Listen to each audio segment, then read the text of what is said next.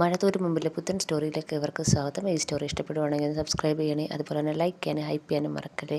അങ്ങനെ ശിവേട്ടനാണെങ്കിൽ വക്കീലിനെ വന്ന് കാണുകയാണ്. അപ്പം വക്കീലിനെ ക്ലബിലേക്ക് വിളിക്കുമ്പോൾ പറയാണ്, എനിക്കിപ്പോൾ അത്യാവശ്യമായിട്ട് വീട്ടിൽ വരെ പോകണം, വൈഫിൻ്റെ കുറച്ച് ഗസ്റ്റുകൾ വന്നിട്ടുണ്ട്, പോവാതിരുന്നാൽ ശരിയാവത്തില്ല എന്ന് പറയാണ്. അപ്പോൾ ശിവേട്ടൻ ചോദിക്കുകയാണ്, താൻ അതിന് വേണ്ടിയാണോ എന്നെ ഇങ്ങോട്ട് വിളിച്ചു വരുത്തിയത്? ഇത് പറയാനാണോ ഞാൻ ഇത്രയും ദൂരം ഓടി വന്നതെന്ന് ചോദിക്കുകയാണ്. ഞാൻ വീട്ടിൽ പോയിട്ടങ്ങ് വരാൻ സാറേ എന്ന് പറയാണ്. അന്നേരം ജയിലിൽ പോയി ഹരിയെ കണ്ടോയെന്ന് വക്കീൽ ചോദിക്കുകയാണ്. കണ്ട്, അവൻ്റെ കാര്യം വലിയ കഷ്ടമാണ്, അവൻ കുറേ കഷ്ടപ്പെടുന്നുണ്ട് ജയിലിൽ കിടന്ന് ശിവേട്ടൻ പറയുന്നുണ്ട്. അപ്പം ജാമ്യം ഉടനെ തന്നെ കിട്ടുമെന്ന് ശിവേട്ടൻ ചോദിക്കുന്നുണ്ട്.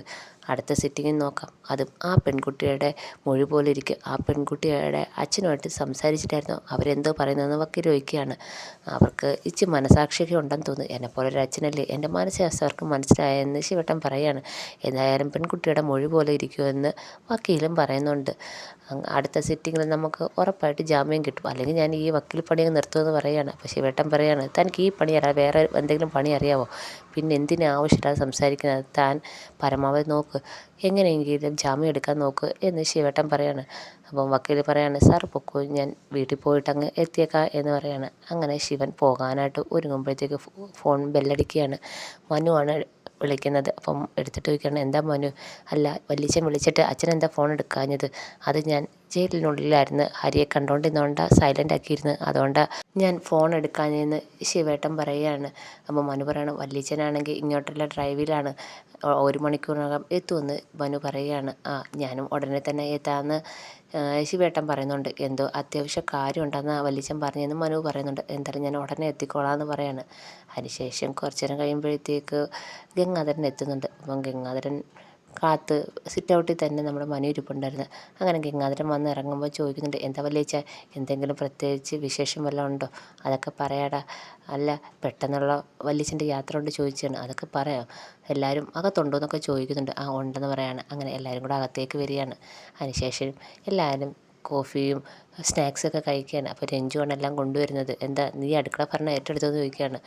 അമ്മയ്ക്ക് ഒരു വയ്യായ്മ കുറച്ച് ദിവസം കൊണ്ട് ഉണ്ടെന്ന് രഞ്ജു പറയാണ്. അപ്പോൾ കമല പറയാണ്, കാലിനൊക്കെ ഒരു വേദന, രാവിലെ എണീക്കുമ്പോൾ ഒട്ടും വയ്യ, ഇവിടെ സ്ഥിരമായിട്ടൊന്നും അടുക്കള ഭരണം ഏറ്റെടുത്തിട്ടില്ല, ഇപ്പോൾ 2-3 ദിവസം കൊണ്ട് മാത്രം. അപ്പോൾ രഞ്ജു പറയാണ്, അത് നമ്മുടെ വൈജാൻ്റി വന്നതിന് ശേഷം. അപ്പം കമല പറയുന്നുണ്ട്, ചുമ്മാതെ ഇവളെ വെറുതെ പറയുകയാണെന്ന് പറയാണ്. അപ്പം മനുവിൻ്റെ അടുത്ത് ഗംഗാധരൻ ചോദിക്കുന്നുണ്ട്, ആണോ മനു എന്ന് ചോദിക്കുകയാണ്. അപ്പം മനു പറയാണ്, എനിക്കൊരു കമൻസും ഇല്ല വല്യച്ഛ എന്ന് പറയുകയാണ്. അങ്ങനെ അവരതിനെക്കുറിച്ചൊക്കെ സംസാരിച്ചുകൊണ്ടിരിക്കുമ്പോൾ ഗംഗാധരൻ ചോദിക്കുകയാണ്, വൈജി എന്തി? അപ്പം രഞ്ജു പറയുന്നുണ്ട്, ആൻറ്റി ചേച്ചി ഒഫീഷ്യൽ കോളിൽ ഉടനെ വരാമെന്നാണ് പറഞ്ഞത്. അപ്പം അങ്ങനെ സംസാരിച്ചുകൊണ്ടിരിക്കുമ്പോഴത്തേക്ക് വൈജ വരുന്നുണ്ട്. വൈജ വരുമ്പോൾ ഗംഗാധരൻ ചോദിക്കുന്നുണ്ട്, നിൻ്റെ ഒഫീഷ്യൽ പരിപാടിയെല്ലാം കഴിഞ്ഞോ എന്ന് ചോദിക്കുന്നു. അതെ, കുറച്ച് ദിവസത്തെ ലീവല്ലേ, തിരിച്ച് ബാങ്കിൽ കയറുന്നതിന് മുമ്പുള്ള ബാക്കിയുള്ള കാര്യങ്ങളെല്ലാം ചെയ്തതാണെന്ന് വൈജ പറയുകയാണ്. അപ്പം ഉടനെ ആണെങ്കിൽ ഗംഗാധരൻ ചോദിക്കുന്നുണ്ട്, നിൻ്റെ മക്കളൊക്കെ എങ്ങനെ, സുഖമായിട്ടൊക്കെ ഇരിക്കുന്നോ?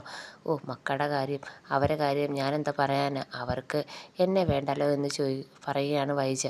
അപ്പം ഗംഗാധരൻ ഇപ്പം തിരിച്ച് പറയുന്നുണ്ട്, നീ ഇടയ്ക്ക് മക്കളുടെ കാര്യം പറയാൻ ഒരു ചെവി കൊടുക്കണം, അവർ പറയുന്നത് എന്താണെന്ന് നീ ശ്രദ്ധിക്കണം, എപ്പോഴും നിൻ്റെ കാര്യം മാത്രം നോക്കാം, നീ അവരുടെ കാര്യം കൂടെ നോക്കണമെന്ന് പറയാണ്. അപ്പം വൈജ പറയാണ്, എൻ്റെ കാര്യം ഇപ്പം എങ്ങാണ്ട് ഉരുതെണ്ടാൻ പോയേക്കുവാ അലീനയായിട്ട്, പിന്നെ ഇതിനൊക്കെ സമ്മതിക്കുന്ന അച്ഛനെ മതിയല്ലോ അവർക്ക്, ഇപ്പോൾ എന്നെ വേണ്ടല്ലോ എന്ന് പറയാണ്. അപ്പോൾ ഗംഗാധരനാണെങ്കിൽ അവിടെ അലീനയെക്കുറിച്ച് ചോദിക്കുമ്പം പറയാണ്, എനിക്കറിയാം ഗംഗേട്ടാ, അലീനയും ബാലചന്ദ്രനും തമ്മിൽ ഒരു ബന്ധമില്ലെന്ന് എനിക്ക് നന്നായിട്ടറിയാം, അതിനൊക്കെ കൂട്ടി നിൽക്കുന്ന നിങ്ങൾക്കും എല്ലാ കാര്യങ്ങളും അറിയാമെന്ന് പറയാണ്.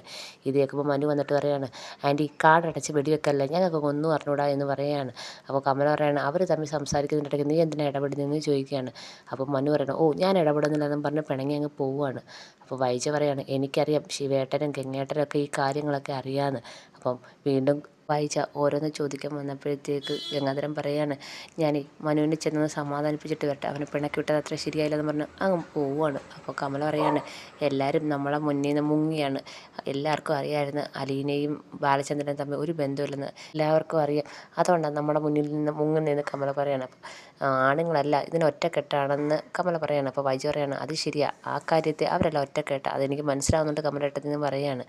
അതിനുശേഷം ഗംഗാധരൻ നേരെ പോകുന്നത് മുത്തശ്ശിയുടെ അടുത്താണ്. മുത്തശ്ശി ഉറങ്ങിയാണ്. അപ്പം ചോദിക്കുന്നുണ്ട്, അമ്മ എങ്ങനെയുണ്ട് ഇവിടെ എന്ന് ചോദിക്കുകയാണ്.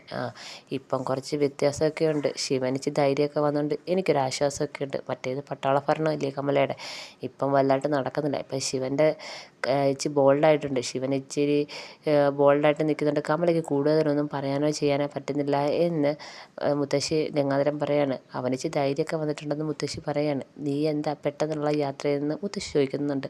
അത് അത്യാവശ്യം ഒരു കാര്യമുണ്ടെന്ന് പറയാണ്. കാര്യം എന്താണെന്ന് മുത്തശ്ശി ചോദിക്കുകയാണ്. അത് ഇന്നലെ ബാലചന്ദ്രൻ കൂനൂർ വന്നായിരുന്നു, നിന്നെ കാണാൻ എന്തിനാ അവൻ വന്നതെന്ന് മുത്തശ്ശി ചോദിക്കുകയാണ്. അത് സ്റ്റാൻലിയുടെ കാര്യം അന്വേഷിക്കാനാണ്. സ്റ്റാൻലിയുടെ കാര്യം എന്തിനാ അന്വേഷിക്കുന്നതെന്ന് ചോദിക്കുകയാണ്. അത് അലീനെ ഈ വീട്ടിൽ നിന്ന് പോകാൻ തീരുമാനിച്ചല്ലോ നെടുമ്പുരയ്ക്കിൽ നിന്ന്. അപ്പം അലീനെ സ്റ്റാൻലിയുടെ കയ്യിൽ ഏൽപ്പിക്കാൻ ബാലചന്ദ്രൻ തീരുമാനിച്ചു. അപ്പം അതിന് വേണ്ടി അയാളുടെ അഡ്രസ്സ് തിരക്കിയാണ് വന്നതെന്ന് പറയാണ്. ഇത് കേൾക്കുമ്പോഴത്തേക്ക് മുത്തശ്ശി ചോദിക്കുകയാണ്, എന്തിനാ സ്റ്റാൻലി അലീനെ ഏൽപ്പിക്കുന്നത്? അപ്പം ഗംഗാധരൻ പറയാണ്, സ്റ്റാൻലി അല്ലേ അലീനയുടെ അച്ഛൻ, അപ്പം അച്ഛനെ മോളെ ഏൽപ്പിക്കാൻ വേണ്ടിയാണ് ബാലചന്ദ്രൻ അഡ്രസ്സ് തിരക്കി വന്നതെന്ന് ഗംഗാധരൻ പറയണം. അപ്പോൾ മുത്തശ്ശി ചോദിക്കുകയാണ്, നീ എന്തിനാ അഡ്രസ്സ് കൊടുത്തതെന്ന് ചോദിക്കണം. ഞാൻ കൊടുത്തില്ലെങ്കിൽ വേറെ വഴി കൂടെ അയാളത് കണ്ടുപിടിക്കും, പിന്നെ അത് വലിയ പ്രശ്നത്തിലേക്ക് എത്തും എന്ന് പറയുകയാണ്. അപ്പം മുത്തശ്ശി പറയാണ്, നിനക്ക് വല്ല ആവശ്യം ഉണ്ടായിരുന്നോ ആ അഡ്രസ്സ് കൊടുക്കണ്ട, പോടാ പുല്ലെന്നും പറഞ്ഞു വിട്ടാൽ പോരെ, നിനക്ക് പറ്റുന്നതൊക്കെ നീ ചെയ്യ് എന്ന് നീ പറഞ്ഞാൽ പോരെ എന്ന് മുത്തശ്ശി ചോദിക്കുകയാണ്. അപ്പം ഗംഗാധരൻ പറയാണ്, എനിക്കങ്ങനെ പറഞ്ഞാൽ മതി, പക്ഷേ പിന്നെ എന്തൊക്കെ ഉണ്ടാവുമെന്ന് എനിക്ക് പോലും അറിയത്തില്ല. ചിലപ്പം വൈജയടുത്തുമായിരിക്കും നേരിട്ട് അയാൾ കാര്യങ്ങൾ അന്വേഷിക്കുന്നത്. ചിലപ്പോൾ ഒരു കുടുംബയോഗം വിളിച്ചു നിർത്തിയാൽ വൈജയുടെയും അലീനയും തമ്മിലുള്ള ബന്ധമൊക്കെ എല്ലാവരെയും അറിയിക്കും.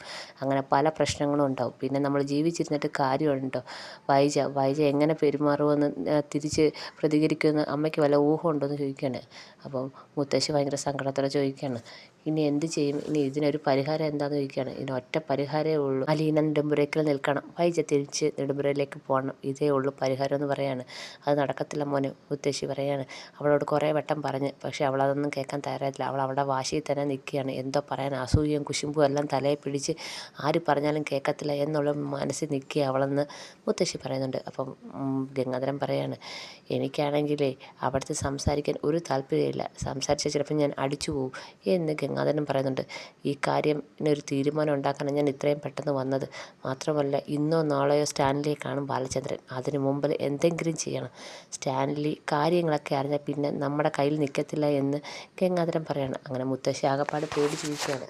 അപ്പം ഗംഗാധരൻ പറയുകയാണ്, ചിലപ്പോൾ എനിക്കങ്ങ് തോന്നും കാര്യങ്ങളെല്ലാം അവളുടെ അടുത്ത് വെട്ടി തുറന്നങ്ങ് പറയാൻ, എന്നിട്ട് രണ്ടടിയും കൂടെ വെച്ച് കൊടുക്കാനാണ് എനിക്ക് തോന്നുന്നത്. നമ്മളെന്തിനാ ഇങ്ങനെ ടെൻഷൻ അടിക്കുന്നതെന്നൊക്കെ ഗംഗാധരൻ പറയുകയാണ്. പിന്നെ ഒന്ന് വേണ്ടാന്ന് വെച്ചങ്ങ് നിൽക്കുകയാണ്. ഇതറിയുമ്പോൾ വൈജയുടെ പ്രതികരണം ഓർത്ത് അങ്ങ് വേണ്ടാതെ നിന്ന് നിൽക്കുകയാണെന്ന് ഗംഗാധരൻ കുറച്ച് ദേഷ്യത്തോടെ പറയുകയാണ്. അപ്പോൾ മുത്തശ്ശി പറയാണ്, വേണ്ട മോനെ, നമ്മളായിട്ട് ഇത് ഒന്നും ആരോടും പറയാൻ നിൽക്കേണ്ട, വരുന്നിടത്ത് വെച്ച് കാണട്ടെ, എന്തെങ്കിലും ആവട്ടെ, അവളും പറഞ്ഞാൽ മനസ്സിലാവുന്നില്ല.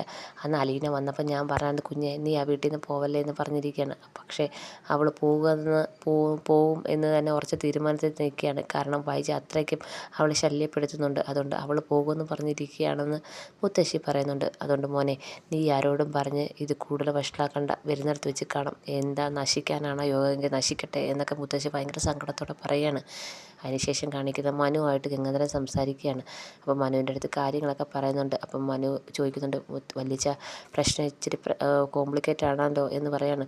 അപ്പം ഗംഗാധരൻ പറയുന്നുണ്ട്, ഇച്ചിരി വലിയ കോംപ്ലിക്കേറ്റ് ആണെന്ന് പറയാണ്. അപ്പോഴത്തേക്ക് ശിവേട്ടനാണെങ്കിൽ വന്ന് വണ്ടിയിൽ ഇറങ്ങുന്നുണ്ട്. അപ്പം ശിവേട്ടൻ വരുമ്പോൾ ഗംഗാധരൻ പറയുന്നുണ്ട്, ഞാനിപ്പോൾ കുറച്ച് നേരം ആയതേ ഉള്ളൂ വന്നത്, ഒരു അത്യാവശ്യ കാര്യം ഉണ്ടായിട്ടാണ് വന്നത്, അതൊക്കെ നേരിട്ട് കണ്ട് പറയാം എന്ന് വിചാരിച്ചാൽ പെട്ടെന്ന് തന്നെ വന്നതെന്നൊക്കെ ഗംഗാധരൻ ഒറ്റ ശ്വാസത്തിലെല്ലാം പറയുകയാണ്. ഇത് കേൾക്കുമ്പോൾ ശിവേട്ടൻ ചോദിക്കുകയാണ്, ഞാൻ അതിന് ഗംഗേട്ടൻ്റെ അടുത്ത് ഒന്നും ചോദിച്ചില്ലല്ലോ, പിന്നെന്താ ഗംഗേട്ടൻ ഇങ്ങനെ പറയുന്നതെന്ന് ചോദിക്കുകയാണ്.